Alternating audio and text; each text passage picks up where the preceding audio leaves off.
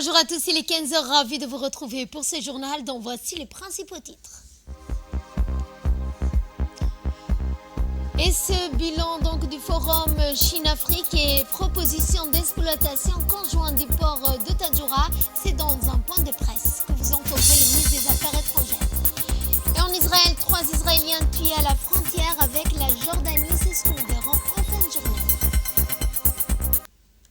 C'était les titres place au développement et nous entamons ce journal par cette rencontre entre le président de l'Assemblée nationale, M. Dilleta Mohamed Dilleta, et Mme Sylvie Tabès, ambassadrice de l'Union européenne pour une visite d'adieu.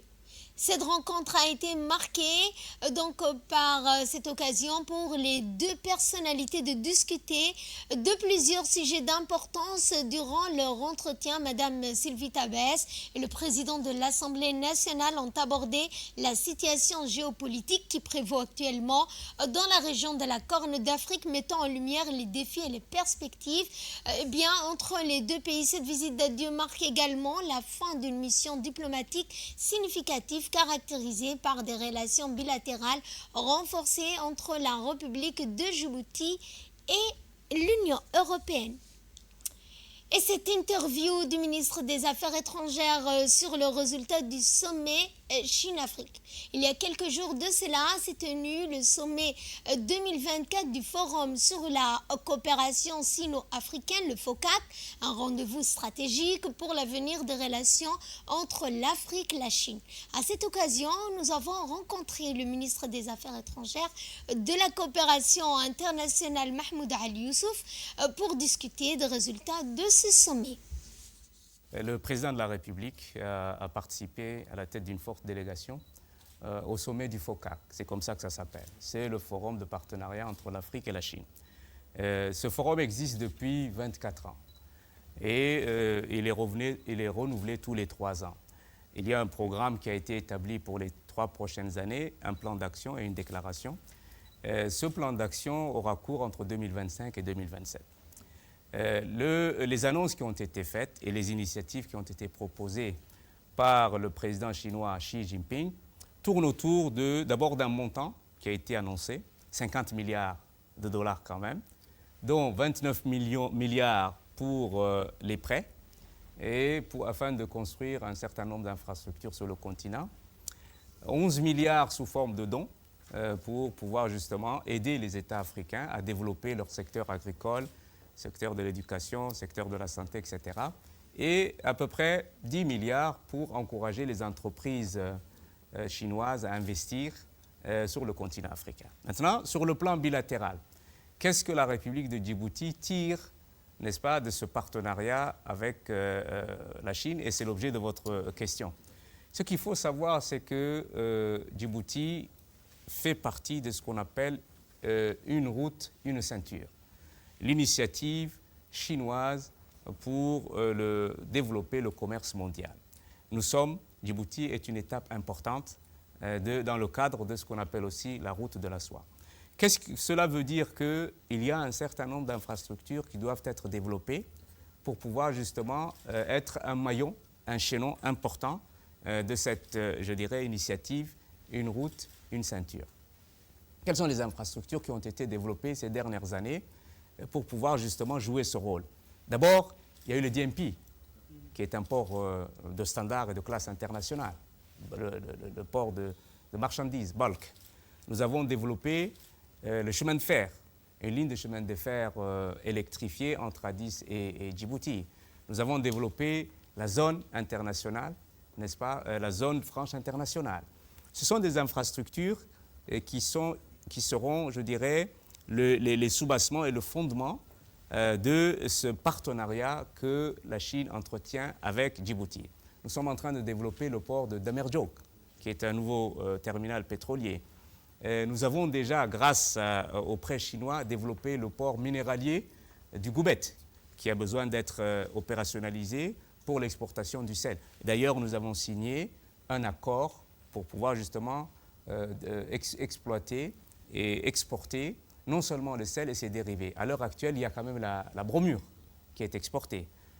Prochainement, la soude caustique, etc., etc. Donc, un port minéralier dans l'ouest du pays et le port de Tadjoura qui est donc au nord du pays. Et ce sont des financements chinois. Et nous développons actuellement la deuxième, la troisième phase de ce qu'on appelle le Business District dans l'ancien port. Vous avez l'hôtel intercontinental, c'est la première phase.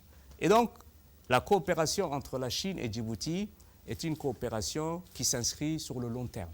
C'est une coopération qui permettra à notre pays de pouvoir jouer son rôle en tant que hub logistique, commercial, maillon important de l'initiative Une route, une ceinture et de la route de la soie. Donc, c'est tout bénéfice et nous pensons que la Chine et Djibouti ont, je dirais, des perspectives intéressantes à l'avenir. J'aimerais ajouter à cela que lors des entretiens entre les deux présidents, le niveau de partenariat entre la Chine et Djibouti a été rehaussé à ce qu'on a appelé un partenariat global dans tous les secteurs.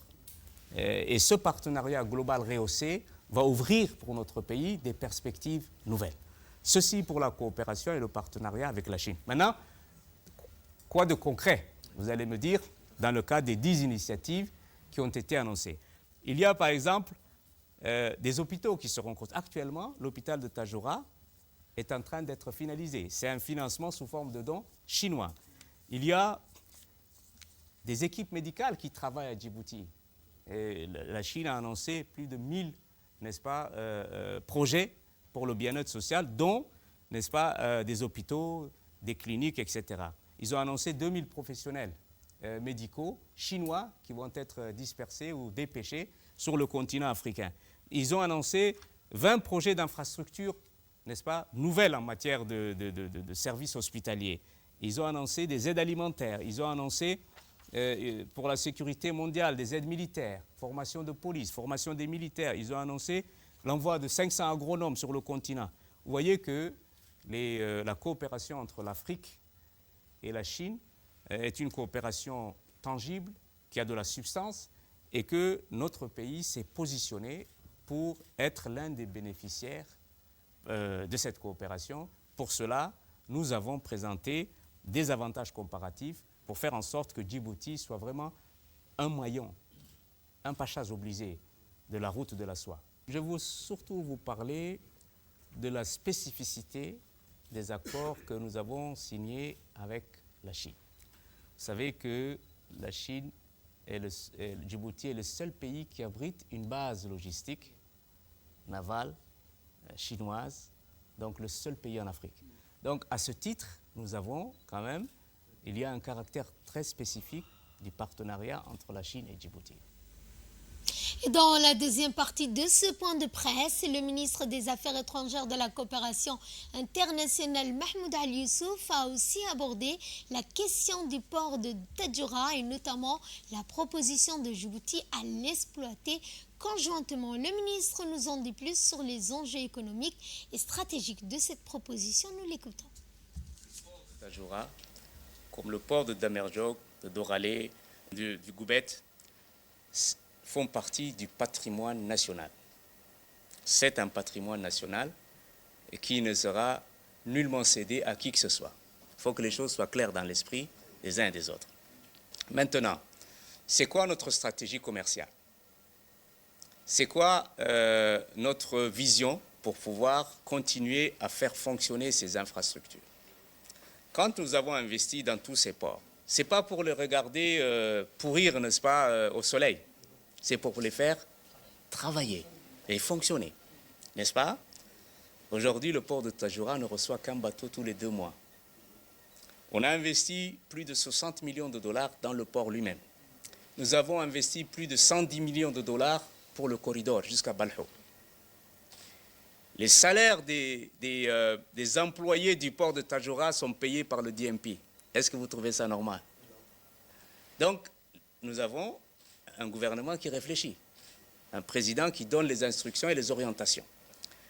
Ce port doit pouvoir travailler pour être justement rentable. Il faut que les populations des régions du Nord puissent trouver de l'emploi, faire le commerce, créer des entreprises. Comment cela vient? Cela vient avec des activités portuaire, c'est un port. Et donc, ce que nous avons proposé aux Éthiopiens, ce n'est pas de vendre le port de Tadjoura.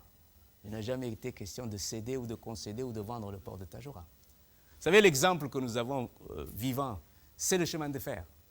C'est une société binationale, non? C'est ce que nous proposons. On gère ensemble. Et qu'est-ce que Djibouti va gagner? Djibouti va gagner en termes de... on veut garder le trafic. On veut garder le trafic. Demain, Assab va ouvrir. Demain, Assab va ouvrir. Et une partie du trafic va aller là-bas. Il faut qu'on se dise la vérité. Nous, on veut garder le trafic. Peut-être une partie du trafic va aller vers le Somaliland. Nous, on veut garder le trafic éthiopien. Comment garder le trafic éthiopien? C'est de créer, d'innover, de créer des partenariats qui nous permettent de satisfaire la demande éthiopienne. En termes de temps, en termes de coûts de transport, parce que l'Éthiopie est composée de 11 régions. Le transport coûte cher. Le produit qui est acheté sur le marché éthiopien, la valeur du produit plus le coût du transport. 3 régions dans le nord de l'Éthiopie sont plus proches de Tadjoura que de n'importe quelle autre frontière. La région Tigray, la région Amhara et la région Afar. Il reste encore 8 régions qui seront desservies par les autres ports. Et puis il n'y a pas que ça. Il y a une autorité nationale des ports et des zones franches qui planifie tout ça. Il y a une autorité nationale qui planifie que doit faire tel port, comment les activités doivent être planifiées, quelles sont les activités qui... Maintenant, le port de Tadjoura travaille déjà pour l'Éthiopie, même si ce n'est pas grand-chose. Le fer à béton, le charbon, le gaz sont débarqués au port de Tadjoura et exportés par Balhouk. Il y a une volonté d'organiser ça, de faire travailler nos ports et de faire en sorte qu'il y ait une sorte d'harmonie dans les activités commerciales, de logistique et de transport pour que toutes les infrastructures qui sont le patrimoine national de Djibouti puissent travailler. Parce que si ces ports ne se remboursent pas eux-mêmes, qui va payer? C'est nos enfants, nos petits-enfants et nos arrière-petits-enfants. Mais il faut que ces ports travaillent pour qu'ils puissent se rembourser et créer de l'emploi et de la richesse pour nos populations, qu'ils soient dans le nord ou dans le sud. Ça, c'est une première réponse. Que gagne l'Éthiopie à pouvoir co-gérer avec nous un port dans le nord? Je l'ai dit tantôt, l'Éthiopie réduit le coût de transport de ses produits. L'Éthiopie fluidifie les exportations et les importations. Au lieu d'avoir des congestionnements, n'est-ce pas, dans certains ports, il y aura, je dirais, un choix pour que, si aujourd'hui, par exemple, les graines et les fertilisants passent par Djibouti, un certain nombre d'autres produits peuvent passer par le nord. Djibouti, quand je dis, il y a 2 corridors, même 3 corridors bientôt, c'est-à-dire celui des Galilée, celui des Galafi, peut-être un autre aussi qui est en train de s'ouvrir. Diredawa aussi, ça passe aussi par le train, par le train. Donc, il y a aussi l'idée, à terme, de pouvoir exporter le pétrole raffiné par la voie ferroviaire. Nous sommes en train de développer le port de Damerjog pour justement donner une alternative aux Éthiopiens qui se trouvent un petit peu, je dirais, en manque d'espace de stockage à horizon. Ils veulent d'autres espaces de stockage. Donc, nous sommes en train de développer le port de Damerjog et le train, un tronçon train pour pouvoir transporter le kérosène, le carburant à travers le train. Donc, c'est une stratégie que nous avons mis en place pour le long terme. Notre pays doit pouvoir garder cette avance que nous avons par rapport aux autres ports de la région. Également dans l'actualité, le ministre de l'Énergie, chargé des ressources naturelles, Younis Ali Guedi, a reçu aujourd'hui dans son cabinet le nouveau directeur général de la société Ethio-Djibouti Railway, M. Takele Omabanti, en mission de travail à Djibouti pour plusieurs jours. Donc cette visite a donc s'inscrit en effet dans le cadre de ses premières prises de contact avec les plus hautes autorités du pays après sa récente nomination à la tête de la société de transport ferroviaire. Les discussions entre le ministre Younis Ali Guedi et son hôte de marque ont porté sur le renforcement de la coopération bilatérale entre les deux pays en ce qui concerne l'accroissement de la performance de la société Ethio-Djibouti Railway après le départ, il y a quelques mois de cela, de celui qui était en charge. Eh bien, les échanges entre les deux parties ont été ensuite élargis à d'autres sujets d'intérêt commun entre les deux pays, notamment en ce qui concerne le réseau ferroviaire avec l'amélioration de la qualité de service offert en ce qui concerne l'infrastructure, le transport ainsi que les stratégies de la société. Et dans notre dossier de ce 15h, nous allons parler de développement de logements sociaux. Regardez, c'est un magazine de la rédaction.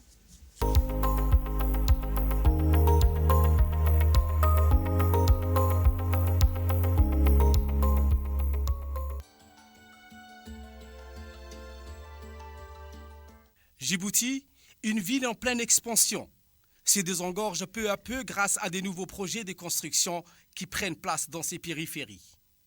Cette croissance urbaine, loin d'être anodine, répond à une demande croissante de logements pour les familles à la recherche d'un cadre de vie plus spacieux et abordable. Ces dernières années, notre pays a connu une urbanisation rapide, entraînant une densification importante du centre-ville. Face à cette pression démographique, la nécessité de développer des zones résidentielles en périphérie est devenue évidente. Ainsi, plusieurs nouveaux quartiers ont vu le jour aux abords de la ville, marquant ainsi un tournant dans l'aménagement urbain du pays. Les nouveaux chantiers de construction en périphérie offrent des logements modernes et adaptés aux besoins des familles djiboutiennes. Avec des infrastructures améliorées, ces quartiers deviennent des espaces de vie privilégiés pour ceux qui cherchent à s'éloigner de l'effervescence du centre-ville tout en restant connectés aux principales artères de la capitale. La construction de ces logements découle de la politique du gouvernement. C'est pourquoi le chef de l'État, Ismaël Omar Guelleh, a érigé la question du logement en priorité nationale et en priorité de son mandat. Il préconise la mise en place d'un cadre d'intervention pour faciliter l'accès des ménages djiboutiens à un logement décent et améliorer l'accès à la propriété foncière.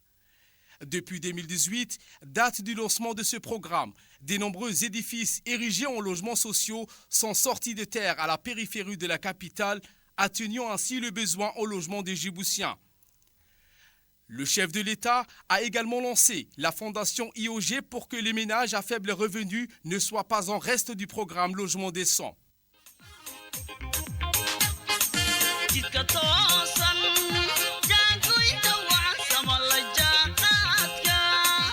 Dans un pays qui se singularise par une croissance économique soutenue et une spectaculaire transformation de la ville, ces dernières années, on assiste à une recrudescence des promoteurs immobiliers très actifs dans le secteur de la construction des logements. Dans une émission, le directeur général de Aroulos s'est exprimé en ces termes.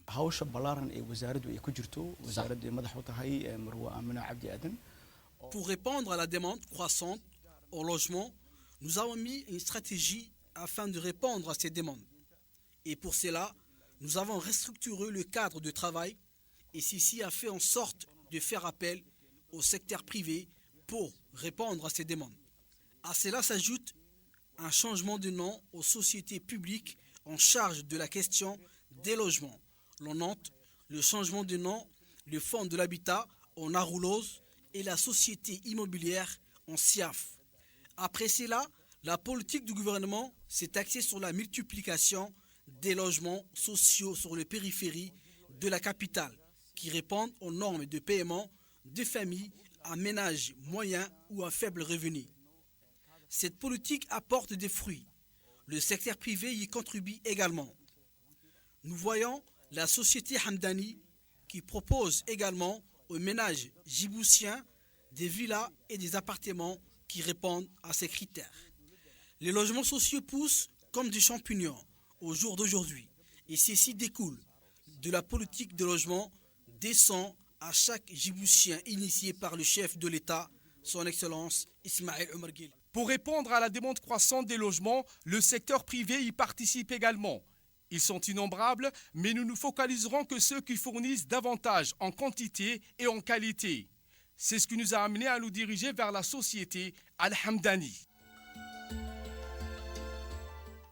Le groupe Al-Hamdani s'est lancé à la construction des projets résidentiels et ce à un rythme soutenu. Le dernier projet résidentiel se situant sur la périphérie de la capitale s'appelle le projet Future City.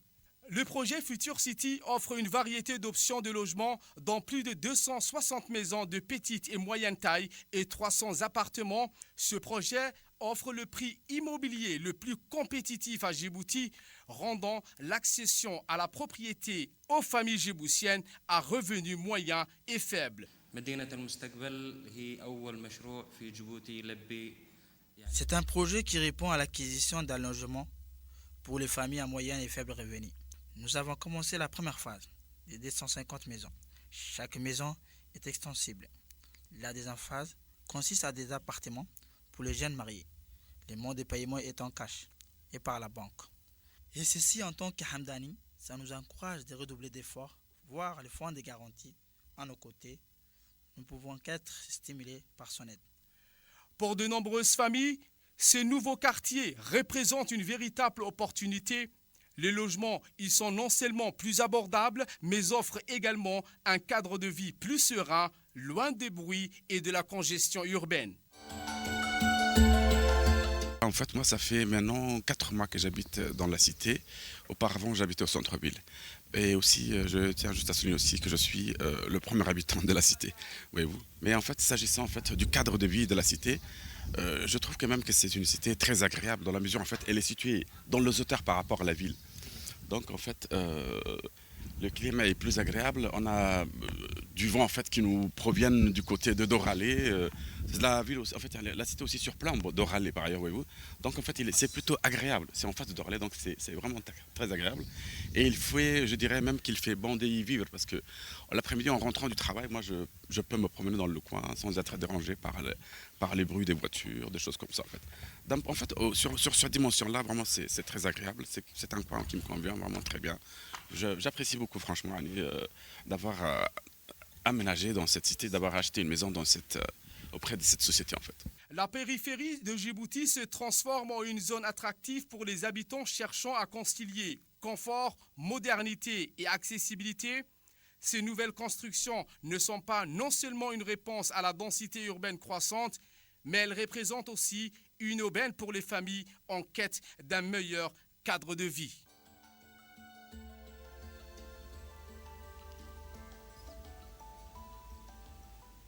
Il est l'heure à présent de retrouver l'appel de la prière d'Al-Asr. C'était l'appel de la prière d'Al-Asr et nous poursuivons avec ces actions de lutte contre la contrebande. La brigade des douanes d'Ali Sabié a réalisé une saisie significative en collaboration avec les éléments de la douane du détachement d'Ali Sabié ont intercepté à proximité périphérique du secteur à la frontière de Galilée une importante quantité de marchandises de contrebande. La marchandise saisie à cette occasion était composée de 2500 kg de khat de contrebande ainsi que 7 cartons de lait Rambo. Les agents ont également mis la main sur des boissons non alcoolisées de marque Yo-Yo, des produits chimiques non autorisés ainsi que des cigarettes de marque Royal, marque Benson, des médicaments, du beurre. Selon la procédure standard en vigueur, cette quantité a été détruite sur place par le feu. Et de là, nous passons à l'actualité internationale. Cette fois, Israël, les rues sont sorties et font pression sur le Premier ministre Benjamin Netanyahou. Samedi, les rues de Tel Aviv ont été prises d'assaut par des dizaines de personnes protestant contre l'incapacité du Premier ministre à libérer les otages restants à Gaza. La police a procédé à l'arrestation de plusieurs manifestants depuis l'ouverture le 31 août dernier. Les 6 corps d'otages dans le corridor de Philadelphie. La rue accrut la pression sur les autorités. Ces dernières semaines, le rassemblement de jeunes ou encore la principale confédération syndicale d'Israël se sont multipliés dans plusieurs villes. En outre, de plus en plus de voix s'élèvent pour l'organisation d'élections et le retrait des troupes israéliennes de la zone tampon démilitarisée entre Gaza et l'Égypte. Et c'est ainsi que se referme ce journal. Merci à vous de nous avoir suivis. Excellent après-midi à toutes et à tous.